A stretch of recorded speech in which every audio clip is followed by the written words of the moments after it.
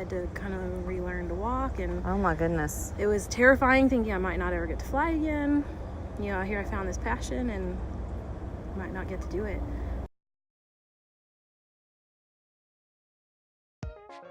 So we're in Lebanon, Mike 54, which I fly to quite a bit because my uncle's plane is here, and my plane, I don't know if you actually see it in the video. You might be able to see a little bit of it.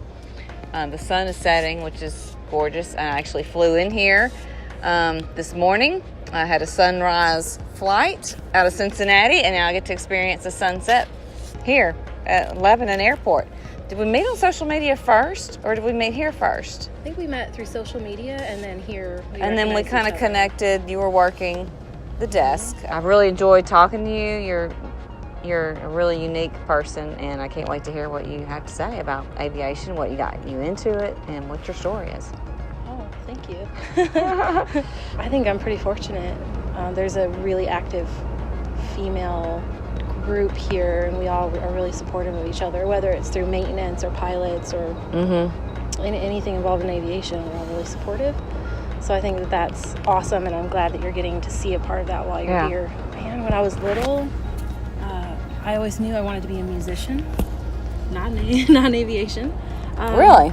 Right. Okay. So I did music for a career for many years, and it took me around the United States. So eventually I landed here. How young were you, or when did you start being interested in aviation? I mean, initially it was music, so when did this aviation thing start? I mean, I guess I was probably 10. I used to climb up trees and build little contraptions and throw them out to see how I could get them to fly. So I've always been kind of fascinated with flight. And then it was probably in junior high when we got an assignment and we had to do a report on a female. And I got assigned Amelia Earhart. Had no idea that women could even fly at that point.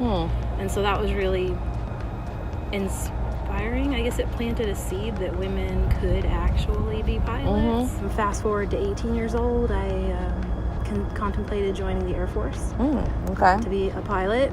Really? And I was told, well, that's highly improbable for you to actually be able to achieve. So I kind of put it on the back burner and was real focused on music my whole life up until a few years ago. So I went and took a flight in a helicopter in Panama City, and that was it. I was like, no, I'm not waiting anymore. I found another passion, and I was excited to be able to branch off and try it. I think that's really rare in life that somebody gets not one but two chances at a passion. Yeah. And I'm fortunate. Yeah. So that sparked it.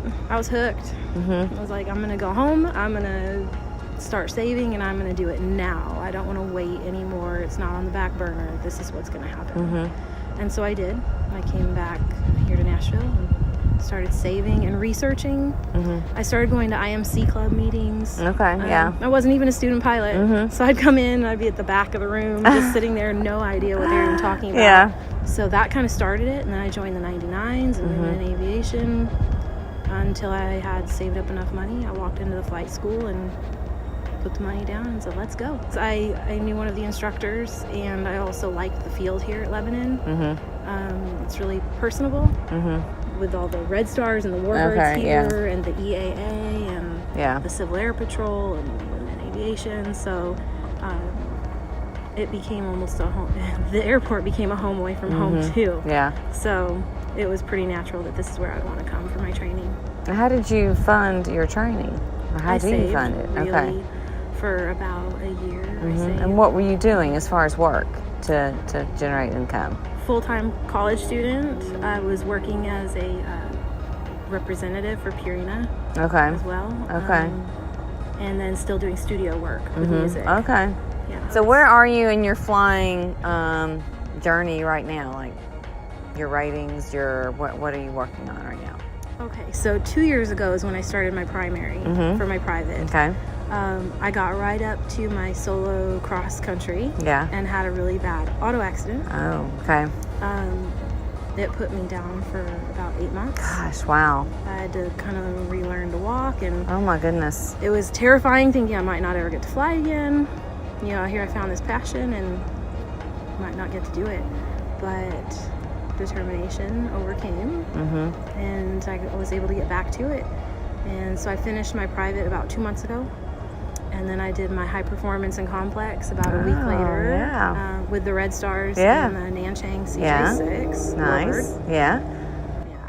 So Which was amazing. What made you think about warbirds? Warbirds are they're a different kind of creature. They're amazing. I want to learn them inside and out. I want to come out to the hangar and learn how to work on them, learn all about the radial engines, and I want to fly them. Yeah.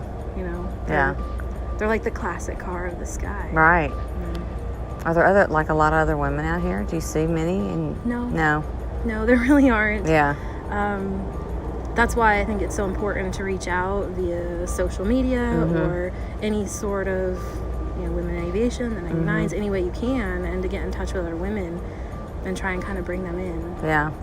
Now, you're pretty involved in the 99s and the women in aviation. Yes. Right? Tell me what you do for them. The 99s, I'm the Southeast Section membership chairman. When I had my accident, those women pulled together and helped, sent donations and helped encourage me through tutoring, sending me study materials so I could keep my training going. It was invaluable. And the Women in Aviation chapter here, I'm on the board. Right now I'm the secretary. But they have been a tremendous resource in the aspect of they're not just pilots, so the 99s are pilots, which is great. Right. The Women in Aviation are in all aspects, so I can learn everything from somebody who's in the Tennessee Department of Transportation in the aerospace department, or lead mechanic and Embraer, all parts of aviation. And you can really just sit and talk and get to know them. Yeah, you learn a lot about different aspects of what all's involved in aviation. Why is it important to you to learn about warbirds? Why do you feel drawn to that? Any idea, what it is about it? The wasps, the history, the sound. I mean, come on, the sound of a radial engine. There's nothing like it.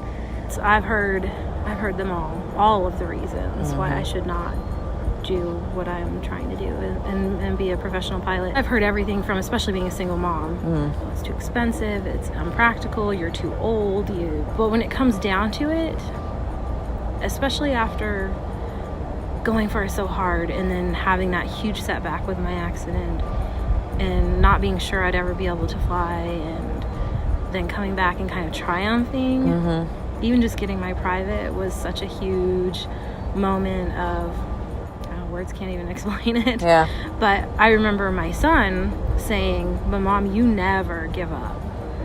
And so people can say all they want to me about maybe me being gone a lot with flying or dedicating the money to it that I should probably be saving or something of that nature. But the lessons that he's learning by watching me do what I love to do and not give up and working hard for it. Overcoming the obstacles, I think that's teaching him lessons that you can't learn any other way other than watching your parent actually do it. So to the people who say that it maybe makes me a bad mom or selfish or it's impractical, I don't really care what they have to say about it, because I know what it's doing.